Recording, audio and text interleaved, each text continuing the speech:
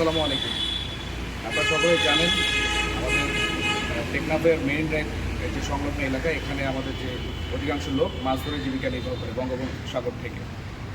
তো আমাদের কাছে দীর্ঘদিন ধরে একটি তথ্য ছিল যে এই যে সমস্ত মাছ ধরতে যায় সাগরে যে সমস্ত ব্যক্তিবর্গ যারা আছে এদেরকে বিভিন্ন সময়ে ছোট বড় নৌকার মাধ্যমে কিছু অসাধু ডাকাত দেশি এবং বিদেশি অস্ত্রের মাধ্যমে বিভিন্ন সময় এদের কাছ থেকে ডাকাতি করে থাকে এবং মাছ এদের কাছ থেকে ছিনতাই করে থাকে। তো এই ধরনের তথ্যের ভিত্তিতে আমরা একটা বিশেষ গোয়েন্দা তথ্য পাই যে গণিত ব্যক্তি তার কাছে সে এই ধরনের অস্ত্র সরবরাহের সাথে জড়িত।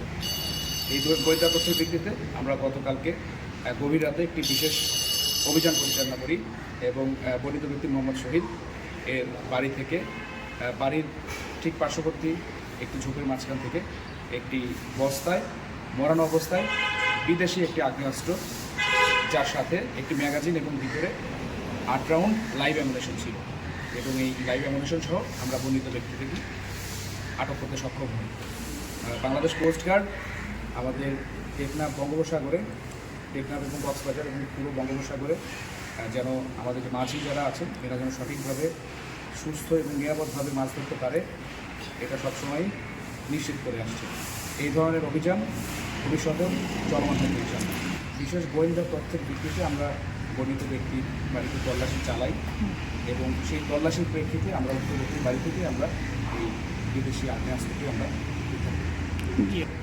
উক্ত ব্যক্তিটির বাড়িতে আমাদের কাছে আগে থেকে তথ্য ছিল এবং উক্ত ব্যক্তিটির বাড়িতে গিয়েই তার উপস্থিতিতেই আমরা অস্ত্রটি উদ্ধার করতে সমর্থন।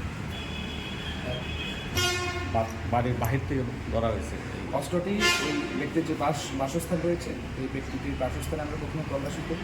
বাসস্থানে তল্লাশি করে আমরা না পেয়ে বাসস্থানের পাশে ঠিক যে তার বিল্ডিং ঘরটি রয়েছে তার পাশে একটি ঝোপ, সেটি আনুমানিক 4 থেকে 5 মিটার হবে। এই থেকে আমরা তার উপস্থিতিতে আমরা একটি করবো।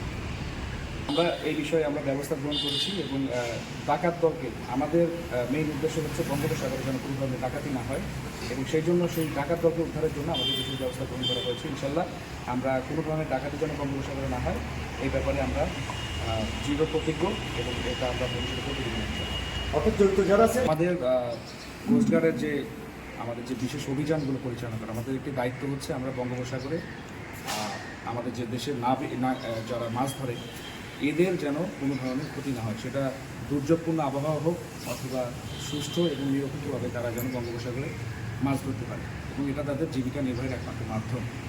তো এই মাছ ধরার কার্যক্রমটা যেন তারা সঠিকভাবে চালিয়ে যেতে পারে, এই জন্য এটিকে আমরা নিশ্চিত করার জন্য আমরা যে কোনো ধরনের আমরা অবৈধ অ্যাক্টিভিটিস যেটা আমরা তথ্য পাই আমরা সেটিকে স্টপ করার চেষ্টা করি। এটা দেশের স্বার্থে আমরা এটা করে থাকি। আমাদের কাছে সুস্পষ্ট তথ্য ছিল এবং সেই তথ্যের ভিত্তিতে আমরা অভিযানটি পরিচালনা করেছি এবং ভবিষ্যতে ইনশাআল্লাহ এই ধরনের অভিযান আরও কার্যক্রম পরিচালনা করা হবে যাতে কোনো ব্যক্তি যেন আইন